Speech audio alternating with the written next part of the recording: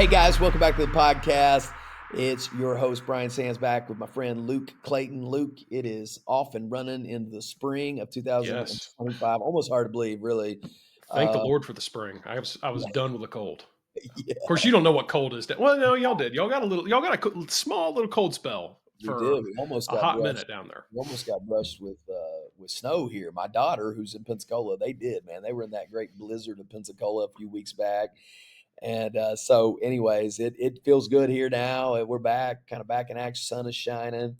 And of course, that means Easter's right around the corner. We're going to be talking about that soon Yeah. on the podcast as well. But you may have heard or noticed over these last couple episodes, we got a brand new sponsor for the Church Advance podcast, which is our friends over at Serve HQ. Pretty cool ministry they have going on, Luke, by helping equip people with video training and secure messaging. And I know as a pastor, I was literally at lunch today with a new leader in our ministry, and we were talking about training and equipping people. And I thought to myself, this program's coming in handy because it gives you the ability to, you ever had that happen? Like you want to have a meeting, right? And you want Yeah. to, but then not everybody can come. It doesn't matter what you do; they're not all Mhm. going to be there. And then you're Mhm. tracking people down, feel like you got to repeat the material with all these individual groups. What a cool platform to be able to have secure messaging, uh, detailed messaging, so that there's never communication that's not accounted for, as well as just this ongoing video training and many other services they have. So I'm really impressed with our new friends and excited about them. Be sure to check them out at www.servehq.com. Really, really cool ministry. And Luke, I love how people like them and you are using technology for the kingdom and for churches to be better at what they do. Yeah. Yeah. Well, the only thing I have to correct you on, Brian, is it is servehq.church. I don't know if servehq.com will get you there, but hey, Oh, you that's know right. what? I messed that up. My Yeah, bad. you know, You it's all good. They'll church. forgive us. We're going to make this correction right now. It's servehq.church. Got But it. yeah, using the harnessing the power of video to train your team, volunteers, staff only makes sense. So yeah, check it out, and they will be our sponsor for the podcast for the next several weeks. So Yeah, you'll be hearing excited about more that. So about we'll check them in the them weeks out. ahead. And they got some really cool actual videos and instructional things that you can check out even on their homepage. And so I hope you'll go to them. And I'm sure that they can be a real blessing to you. And so we jump into this spring session. And I'm doing something new this year, Luke, that I'm excited about. I don't know what kind of got me other than just the general idea that readers are leaders and leaders are readers. And I think the last couple years, I would have to say I felt like I was a little slack. Um, I have had years where I've read more books, and quite honestly, I think I saw a colleague of mine on Facebook maybe before the first of the year showed that he had made a commitment some time ago to read 52 books a year, 1 week, and Mm, I thought to myself, well, how about that? Like, I've never really thought about reading that volume. I used to do about 2 a month, mhm. but I started looking at my schedule and looking at my life and thinking, "Why don't I just make more time to read?" Like, why not? Why not just schedule it? I've been more intentional with, audiobooks and driving and other things that where I'm starting to clip off more books before I get into, like, the books session itself and what books I'm reading, and I'm recommending a few books to our audience today.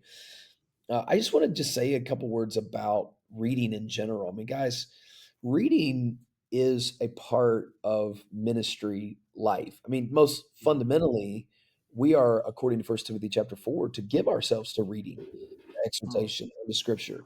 And I know that we should be constantly feeding on scripture, but I also think that there's evidence from Paul, both in First Timothy 4, also in Second Timothy chapter 4, when he tells Timothy to bring the cloak and the books and the parchments. Paul was a reader, man. Paul was a reader. And I mm. think you look historically at effective people, accomplished preachers, deep thinkers, articulate communicators, whatever. These people read a lot. And I don't know how you could be really an effective ministry person if you just don't read a lot. And so I want to talk a little bit about just reading in general, how I even decide what to read, um, and so on. So I would just say, um, number one, it's imperative that you make time to read. And some of you may not be, you might be electronic, you might be digital, you might be, audio, you might be paper. That doesn't matter. What matters is you do whatever works for you to get content in it. And why is that important? I would say several things. Number one, I want my mind to always be growing.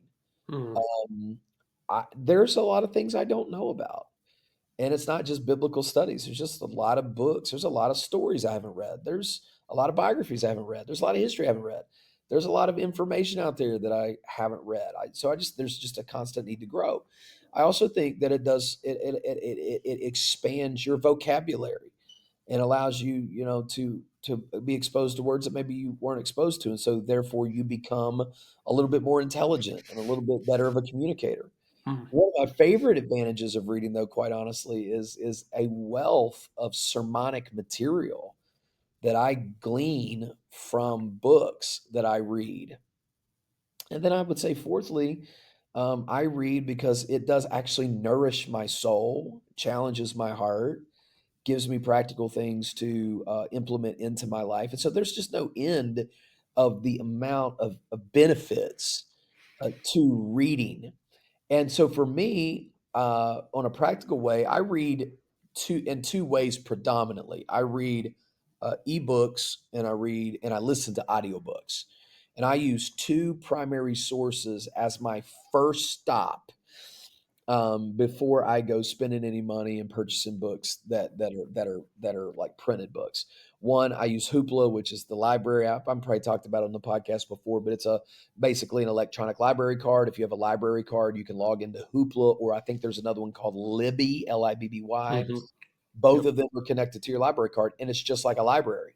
You can check out books. I mean, for instance, I am in the book of Genesis right now, preaching through the Bible. Let me give you the titles that are on Hoopla right now that are free in the book of Genesis that I am regularly referencing for my sermons. Okay, Warren Wiersbe on the book of Genesis. Um, Chuck Swindoll's book on Abraham is on there, and I'm reading it. The Expositor's Bible Commentary by John Sailheimer, that is also on Hoopla. And I did a sermon recently for Church Advance actually, which will be airing here in a couple of weeks. I also had R. Kent Hughes' book on First and Second Timothy and Titus, David Jeremiah's notes on First and Second Timothy and Titus, Chuck Swindoll's notes on First and Second Timothy and Titus, and I could go on and on. That's just biblical study. Mm, And then beyond that, there's tons of other books. When I open up Everand, which used to be Scribd, which is a subscription-based book club, I pay I think $20 a month, and I can unlock 3 resources a month. There's R. Kent Hughes on Genesis that I have unlocked. There's the Preacher's Commentary on Genesis. There's the New American Commentary on Genesis. They're all right there. And mm, so just with my subscription and the free resource of Hoopla, plus my Logos library, I mean, I've got like 15 to 20 commentaries on Genesis that I read every week in my sermon prep. And that's just sermon prep. That's not even counting the volumes of books I read and listen to on both of those platforms that are not connected to my sermon prep. They're just books I'm reading for personal enrichment. And as I mentioned, I've got Logos as well, which is a huge benefit. And then I'm looking across here in my office over at my one of my shelves that has a stack of printed books that I actually got from a conference that I went to. And I fished through those books and grabbed like the 10 most attractive titles. And I'm using those also as some supplemental reading. So, I mean, that's kind of the way I read. mhm. And um, then I want to answer kind of one more question and then we'll kind of get into some specifics. But how do I determine what to read? And I would say to you that the number one way I determine what to read is because somebody has recommended a book to me. And that often comes by just conversations I'm having with friends. Hey, what are you reading? It's a very common question I ask my close ministry friends. What are you reading right now? And or I'm listening to a sermon and somebody will reference a book, or like at Church Advance a couple weeks ago, HB was teaching, and he referenced several books. And by the way, Luke, remember that session? I'm sure we'll air it, but remember that session where he asked people what are they doing in their devotions right now? You remember that? Mm-hmm, mm-hmm. And while guys were mentioning stuff, I literally was on Hoopla saving books that were mentioned there. Yeah. The journals of Jim Elliot, The Cloud of Witnesses by various authors. I literally have been reading those since that conference.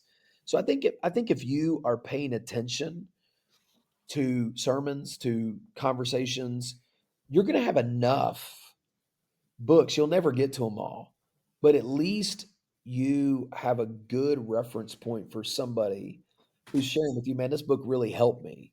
And that saves me from just like fishing through titles and, trying to find something that's interesting. I will literally be listening to people talk and preach and share, and it gives me a little bit of guidance as far as what I should do. So that's pretty much how I pick what I read. What Yeah. about you? Can I, yeah, I was gonna say, can I have a couple follow-up questions for you? As you talk through the process. I guess I think I know the answer to this, but I'm just curious, and maybe someone else out there is too. Do you read like for example, do you just grab one book and maybe read a few chapters and then grab another one? Are you reading like different books simultaneously, or do you like lock in, finish one, and then move to the next? I try to just finish what I start because if I find that if I don't, I'm just never going to get it done. I'm torn. So even if a book's not great, which I'll mention a couple books I've already read this year that just weren't that great. I mean, they just Yeah, were not. They were kind of like, don't buy this one because I don't think you're sure. going to benefit from it. I still plowed through it. Yeah. I think there's only been one book this year that I quit reading, and I honestly, I just lost interest in it. It's a little bit long. Hmm. The beginning was kind of cool, but man, it just kind of droned on. I just kind of lost interest in it. So, Yeah. but I don't have a stack of like 8 books I'm reading right now. I'm Yeah. listening. I'm listening to the same book until it's done when I'm driving, and then I'm reading the same book on my desk until it's done, Okay. uh, and so on. That's kind of how I do it. But Gotcha. Yeah. I'm sure So everybody. Really. that was going to be my other question was, how often do you, I guess, abandon a book? You get a few chapters in and it's just not good, and it sounds like you've maybe done that just a handful of times.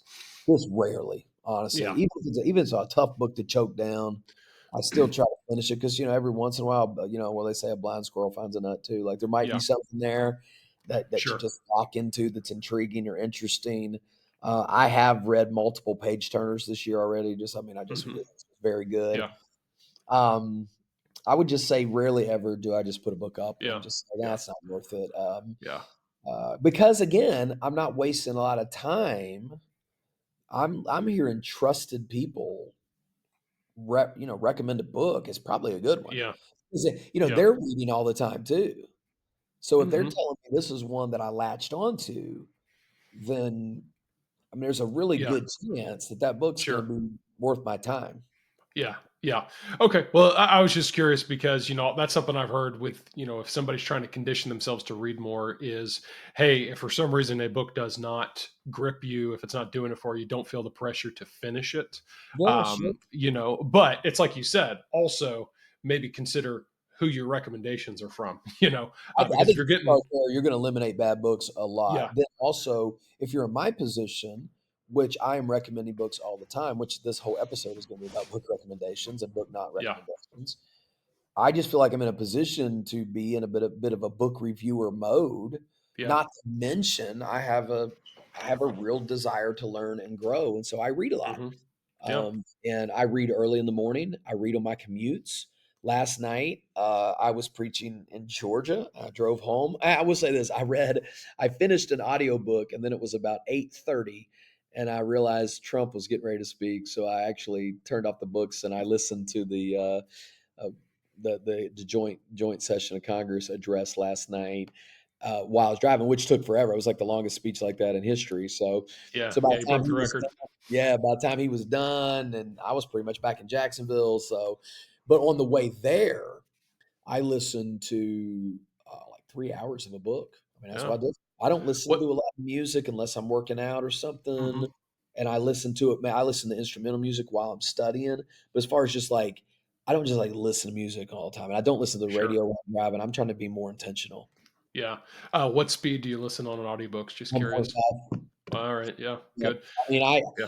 that because I do digest, like, and sometimes I'll even stop and like, man, I need to think about that, or I need to write something down. Hmm. So I feel like if I'm going faster than that, it might be a little harder for me to digest. But 1.5 is good for me. Gotcha. Gotcha. Okay. Yeah. Like I said, just genuine curious. I've got. Okay, I guess we're already in March, and so you remember I was humiliated on the best books episode last year because I read one or two new books, I think it was, and one of them was one you'd already mentioned on the podcast the previous year. So, yeah, so that's something with me, and I've made it very well known. I listen to a lot of podcasts, so Yeah. that's where I get a lot of my growth content from because I'm listening to what I consider to be a lot of quality stuff there. But I have, kind of told myself this year, all right, I got this Audible subscription.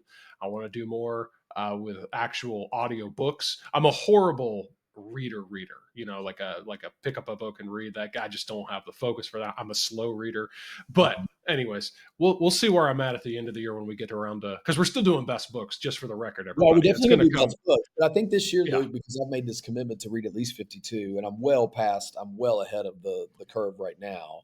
Actually, I mean, I'm just gonna get the cat out of the bag. So we're on March. Today's March 5th. We're recording this. I think I've already read 14 books Yeah. in the You're on spring. pace. Yeah, Yeah. so I'm ahead of.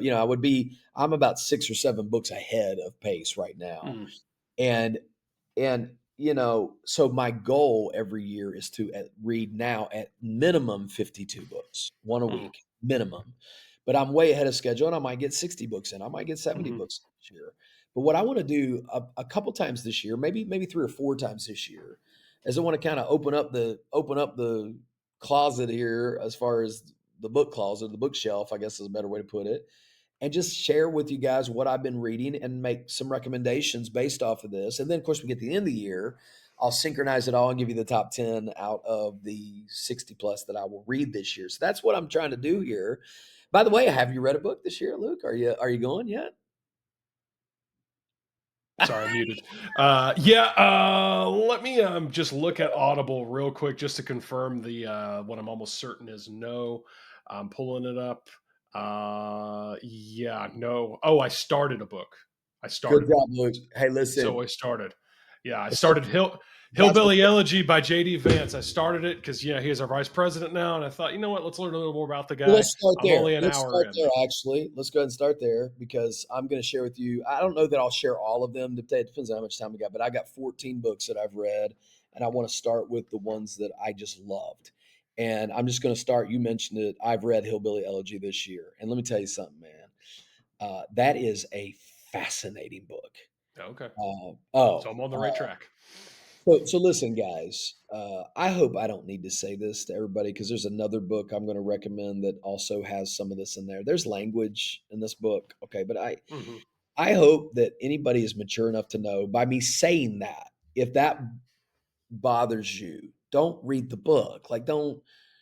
I'm not saying bad language doesn't bother me. I'm just saying I understand it in its setting of this literature that's a true story, Yeah, and I'm just not.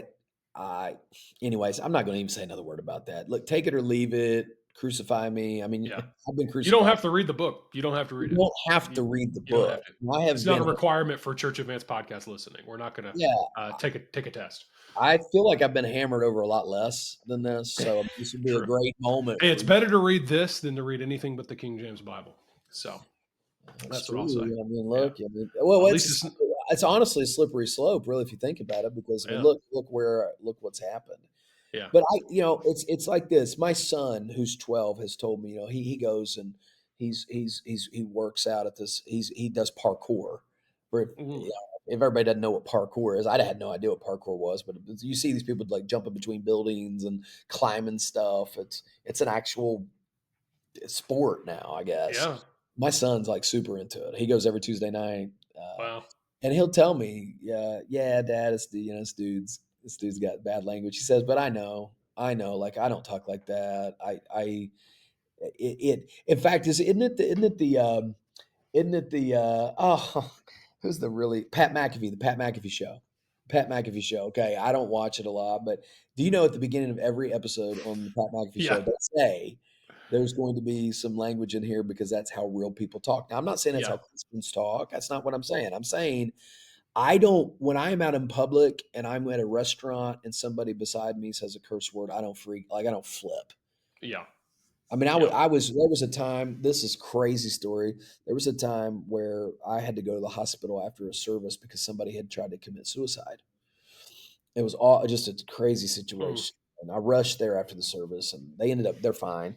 But the woman's husband, who was not a Christian, when he showed up, dude, he was going nuts. And my wife was right there. She was right Mhm. beside me. Blankety, blankety, I don't give a blam. He just was like feeling Yeah. it. I didn't go, hey man, look, I'm a Christian. I can't hear that kind of stuff. I Mhm. just let the guy vent. I put my arm around him, walked down the sidewalk with him, and said, "Man, this is tough, but we're gonna make it through it." He called me later, Luke, and said, "Pastor, I shouldn't have talked like that in front of you." I never said a word to him. Guess what? I'm not saying this is the reason, but that man has been saved since then. Wow. Yeah. Uh, and again, I'm not trying to make a connection between that. I'm just saying, like, I don't freak out about stuff Yeah. like Yeah. if I hear a book that is very interesting and engaging and very informational and helpful, I'm not gonna freak out about it. So, anyways, with all that ramp up, Hillbilly Elegy is a story of J.D. Vance growing up in Appalachia, which is very particularly interesting to me because I also grew up in Appalachia, and I am from southern West Virginia. He is from Ohio, very similar, in a town that was filled with hillbillies, white trash, Mhm. for lack of better terms, trailer park people, druggies, alcoholics. Mom was on drugs. Got to just hear his story. The fact that this man is now the vice president of the United States of America, Yeah. who grew up in that awful home with a drug addict mom and a different boyfriend at the house every week, Mhm. basically. And that he lived with his grandma, and that literally he couldn't even pay his way to college. So he went to the Marines, gets out of the Marines, and goes to Ohio State on the GI Bill. Does so good at Ohio State that he ends up getting into Yale Law School, meets his Yeah. wife, graduates from Yale Law School, gets a killer job, and starts knocking it down in politics. I mean, this is a guy that has a story. And now, since then, has converted Catholicism. I don't know all that might mean, whether he's an actual Christian or not. People, the way they talk, sometimes you're just like, man, I mean, that sounds a lot like following Christ, Mhm. but I'm not here to judge him. I'm just saying faith has become an important part of his life. He's a transformed person, and it is a turnaround story, man. Mhm. When I Yeah. see JD Vance on the screens now, I think to myself, there's nothing that a person couldn't do. Yeah. They just decided that they weren't going to follow the track of the people around them that have try to poison them, the experiences they had. I am telling you, it's a moving story, man. Mm. It's a moving story. It is 100% the best book I've read so far this year. I mean, Wow. Okay. Well, I oh, got to dude, finish it then. you gotta finish it. And man, if you love America and you love somebody that came out of nothing and is now the stinking vice president of the United States, and dude, when his mom, good gravy train, when she showed up at his swearing in, there was a Mhm. whole article about this online. I can't remember Mhm. what source, about this powerful, palpable situation where she dressed as nice as she could, probably got a $50 sweater from Kohl's and a $30 pair of pants. Mhm. He's standing there with the vice president of the United States getting sworn into office. And I mean, I'm just telling you, man, I'm just like choking back tears because Wow. I read the book. I mean, I know where he was. I didn't grow up in a druggy home or anything like that, but I mean, look, dude, half of my friends in high school are dead, and I am not exaggerating. They Wow. are dead. They overdosed on heroin and opiates and crap. And I mean, I'm telling you, I understand the Appalachia hillbilly stuff. I haven't lived there for years, but I mean, look, that's where I grew up. Yeah. Okay, I'm a West Virginia guy, and everybody knows West Virginia is hillbillies, man. Mhm. Are hillbillies. I didn't even say it right. But man, I tell you, it's just an inspiring story. I Mm, mean, his grandma, who was just, frankly, just a raunchy woman, loved him and cared about him and called him to a higher calling mm, and didn't put up with any of it. And it just, I mean, man, it's the kind of thing that makes you believe that people can pull it together and turn their life yeah, around. yeah, Hats off to him, man. What a guy. yeah. I think Wow. he's a genuine guy. I think he is very faithful to his family. He's got a lovely family. I mean, what a story. Hmm. I mean, it's just Hmm. not chill bump stuff. It's But he didn't grow up in some rich aristocratic home, man. I mean, he did not yeah. get forced into this. And it gives us a lot of hope. I mean, there's a lot of people from West Virginia, man, that don't make it out. Hmm. Never that nothing ever matriculates for them. Yeah. It's a tough place to grow up Yeah. and Yeah. to be like successful. And it just, yeah, man, I don't know. I probably can't say enough about it. I mean, it just was just such an inspiring book. I mean, I remember, I can't remember. It was maybe when he graduated from Yale. I mean, I'm just like, I'm listening to it. I'm just slobbering all over the place, man. I'm just all teared up. So yeah, man, that was a great book. Wow. Yeah, Okay. super good. In Yeah. the spirit of, I think it was about the same time. The second book I'd recommend that was just totally off the normal radar for me because I don't read anything political. I just haven't always been interested. I was very interested in this Trump election cycle. Hmm. Now I'm super interested in all of it. But Yeah. uh, It's just good TV if we're honest, but yeah. I mean, did you watch the speech last night? I did. Yeah. I mean, I I love the the Pocahontas line. I mean, I lost it. Oh, I mean, that's yeah, just good comedy right there. yeah. Uh, It was. oh, It was. Poca. And man, I mean, he had that statement about um, the using the weaponizing the law Hmm. against, and they said, how did that work out? Hmm. Yeah. Here he is, the president. I mean, it He's was like just, it's bam. yeah. It was intense. So, anyways, Yeah. when Pete Hegseth came to the forefront and they started talking about him, I don't know anything about Pete Hegseth other than I knew he was a Fox News commentator. But the fact that he Hmm. was being pushed as the Secretary of Defense, and I knew that he was a veteran, and I've seen him, and it just struck my interest. Well, anyways, I read his book. This is another 5-star review. So the first one, 5-star, 5-star. I give it 10 stars if I could on Hillbilly Elegy, but I'm gonna go ahead and give 5 stars also to The War on Warriors by Pete Hegseth. Now, that book is about wokeness in the military, Hmm. bro.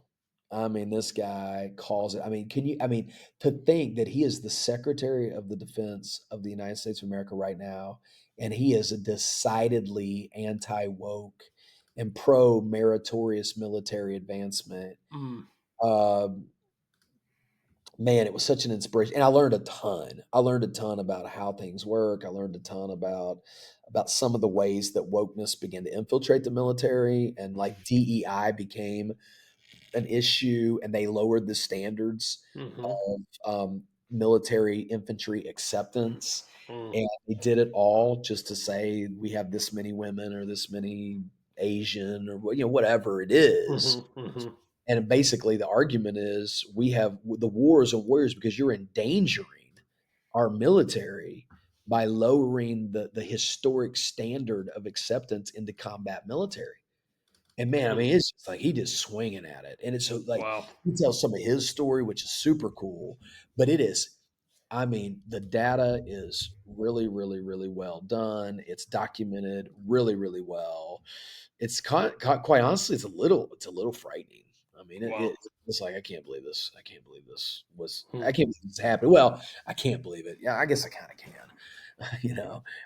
What knowing who we had as president for the previous 4 years, nothing surprises me Sure. really. The fact Yeah. that the fact that Kamala Harris even got 40 whatever percent of the vote is also kind of scary. Yeah. I think there's Yeah. that many people in the world that actually voted for some psychopath like that. I Yeah. mean, so, but anyways, that's a cool book. Again, language is pretty stiff in that book. And, so you got to be, whatever with that. Let me give you two more 5 stars. Two more 5 stars. No, I got three more 5 stars. Okay. So the next one I'll give you, I would give a 5-star rating to, is called Faithful Endurance. It's edited by Colin Hanson. Faithful Endurance is a pastoring book. It's about well, sticking with it. And the Hmm. format, though, the format, Luke, is really cool. The format is every chapter is written by a different author, and the way the chapter starts is it is like a letter from another pastor asking a question. Like, Hmm. "Hey, I'm here and I'm discouraged. I've been here for 20 years and we've only seen our church grow by 20 over the 20 years, and I thought I'd have bigger dreams and this and that." And Hmm. well, then the chapter is the guy answering, giving advice to the pastor in that situation. Hmm. And it's a good one. I mean, it's I would say pretty much every chapter had something meaningful and helpful. And as a pastor now of almost 9 years, I've experienced almost every one of those emotions and Hmm. feelings.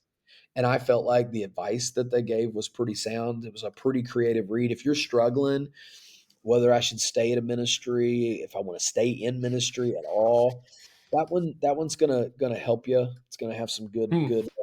good stuff with it. Let me get my other two 5 stars, and then I'll see if you got a comment here, Luke. Oh man, this is another one. This was a good one. Shepherds for Sale by Megan Basham. Oh, Hmm. listen. Uh, so if War on Warriors was about wokeness in the military, Shepherds for Sale is about wokeness in the church. Yeah. Have you Uh, heard of this one? Have you heard of I this book? have. I've not read it, but it is all over X, Twitter. I mean, it is Oof. people love to hate on it. That's for sure. Oh, I bet. Let me tell you something. I'll tell you why they love to hate on it, because everybody that she hammers in there, and the thing I admire about the book, now she's a journalist, Hmm. okay? And one thing you're going to get when you read a journalist story is you're going to get the facts. You're going to get, Hmm. and Yep. it's written from that perspective. And I don't know what you can say about the fact that this is what your ministry supports, and this is what you said, and this is Hmm. what you supported, and this is who. Hmm. I mean, man, and she called out the highest powers in the highest places. And she did Yeah. not, it is not like there was a Southern Baptist leader who said this. This was, for instance, J.D. Vance, the former president of the Southern Baptist Convention. This was Uh, written for him. JD Greer. Oh, yeah, J.D. Greer. That's right. We're That's getting the JDs mixed up. Just right. I mean, and again, I have benefited from J.D. Greer enormously. He's got a yeah. couple of his books have been really, really helpful. But hey, listen, if there is a tendency toward wokeness as it relates to the homosexual agenda, the racial equality sort of basically DEI related stuff in the Yeah. church, Yeah. even the green policies and saving the earth and all this kind of stuff, Yeah. dude, I was blown away Hmm. Hmm. by Yeah. how, I mean, again, assuming this is not made up journalistic stuff and following the Yeah. sources and looking at what was said and where it was said, she called a lot of people out. I'm not surprised that she's being hated on. Yeah, yeah. Hey, you ever want to? Uh, I get a good laugh out of it. The guy who created Veggie Tales, okay, Phil Oh, Vischer, I think he's called out in that book. oh, sure. Yeah. Yeah, yeah. He just go look. Oh, yeah. I guess you're not on Twitter anymore, but for all the listeners out there, go look him up on Twitter, and he's always putting out these little like it's kind of ambiguously woke Trump jabs like Yeah. on, Yeah. and Yeah. he just go read the comments and the replies to his tweets. That fool gets roasted Oh, because he he's comes at it with just no facts, no data, no logic at all, just trying to say a feel good saying, and he just gets roasted. And so it's those kind of guys that drive me insane. yeah. Yeah. And you know what I think is sad? It's like these guys, they won't talk about it. It's like you can't touch them. And I Mhm. think that's why she wrote the book. You Yeah, won't talk about it. You won't answer my questions. Fine. I'll just yeah, document this all and write the book. And dude, it is yeah. scathing. Hmm. And look, I affiliate with the SBC, but I got to tell you, um, there are things that are tremendously troubling about them, about certain colleges. I mean, there are Christian colleges named on there that have organizations for LGBTQ students. And I'm like, Hmm. what? Why does a place like Cedarville or Wheaton College need a group for this particular organization? Like, it's like, what is that's because you're Yeah. woke. You have to Yep. accommodate everybody. And man, hats off to that girl. She blew it up, and I Yeah. read that. That was that was a page turner. That was Yeah. an easy one, just to Okay. like, just woo dog, So she Hmm. did good.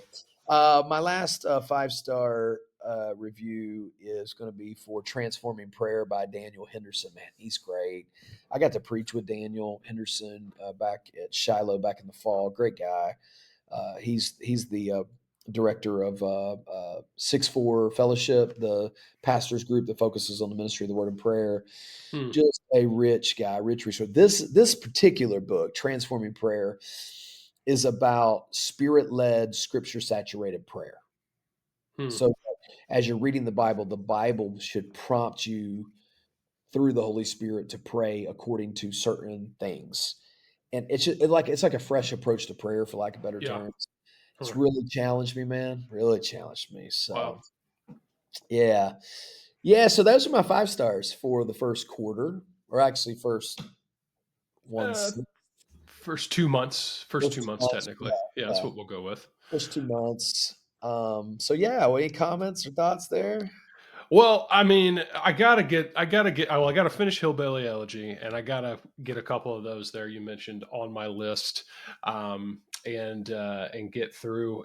My main thing is, like I said, I've gone through. That is one thing I've taken towards my goal of maybe doing a little more actual reading in form of, again, for me, audiobook.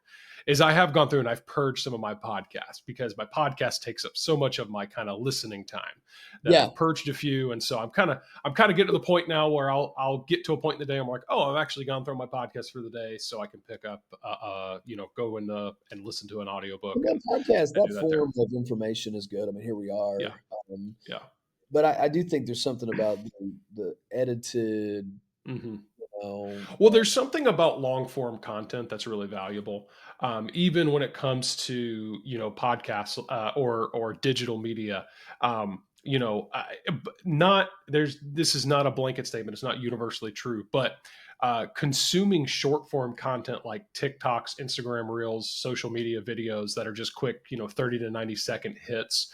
And then just going cycling through one after the other and consuming maybe I mean literally dozens or even hundreds of videos in a sitting. That is a lot less healthy for your brain than getting in on a long form piece of content like an audiobook or a physical book, and just kind of focusing in on one topic, one central source, narrative, whatever it may be.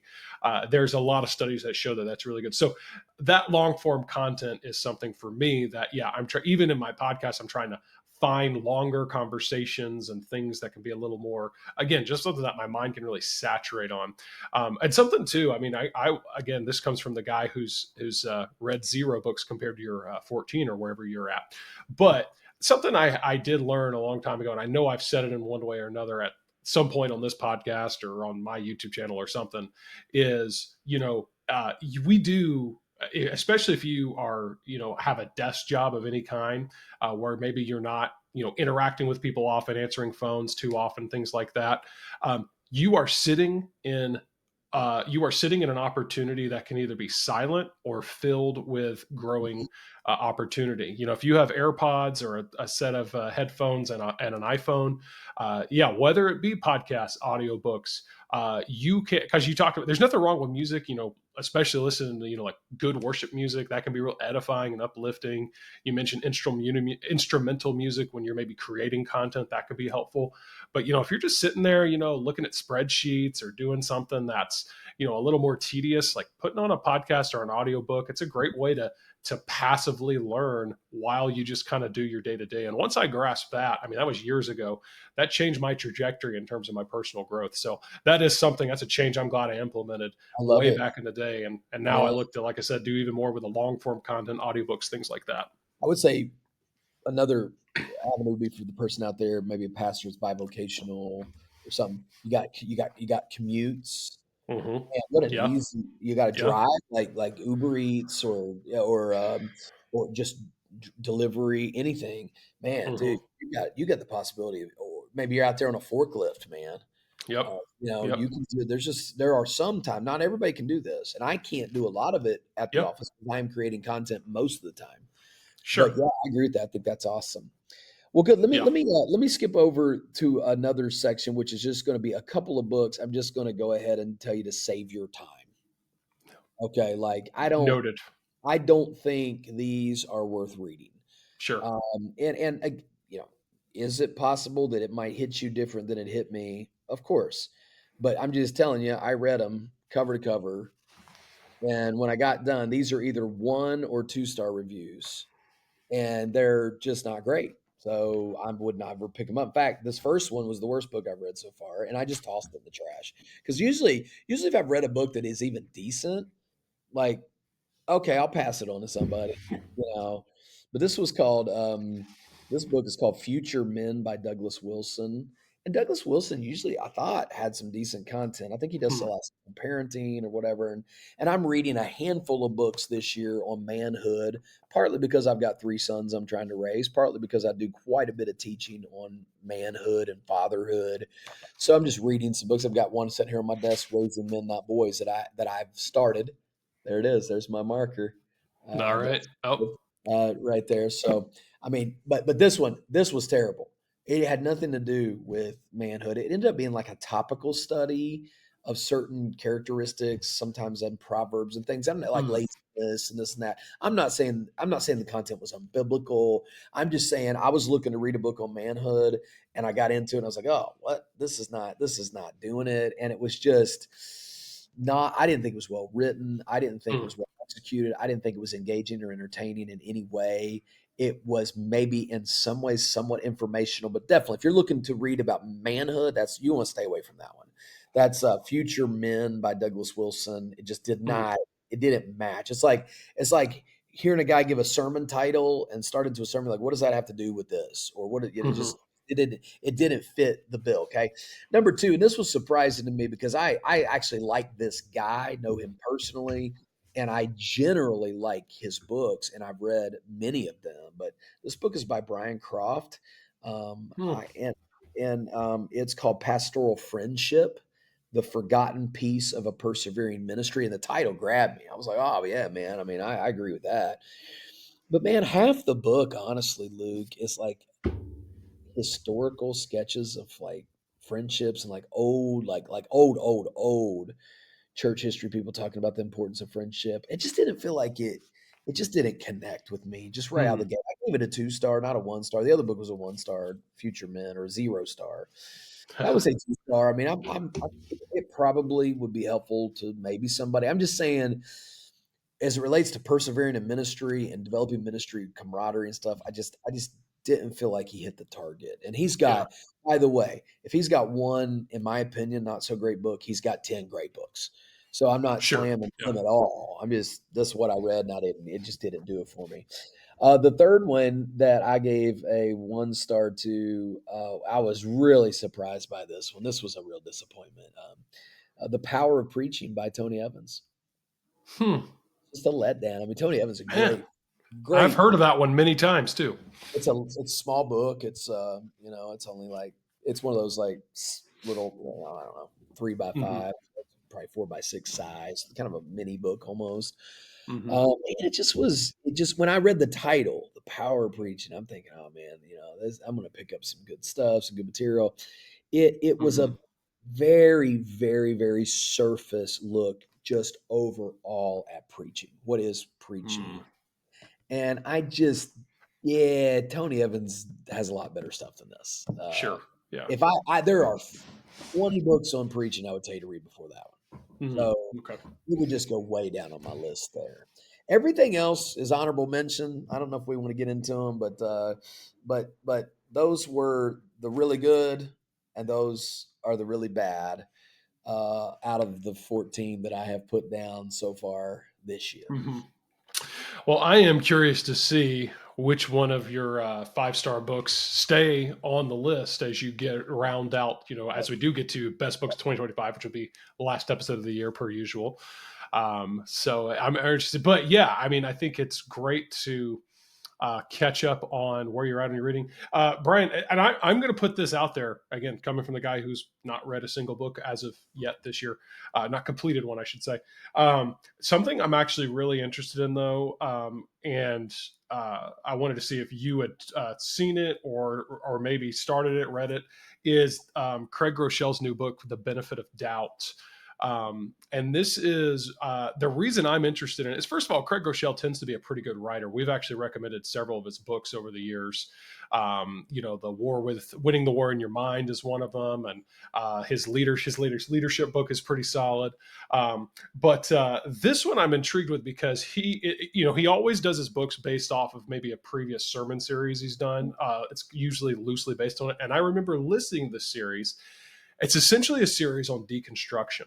And essentially a healthy approach to working with, those who are doubting their faith, and who are, potentially falling away from the faith.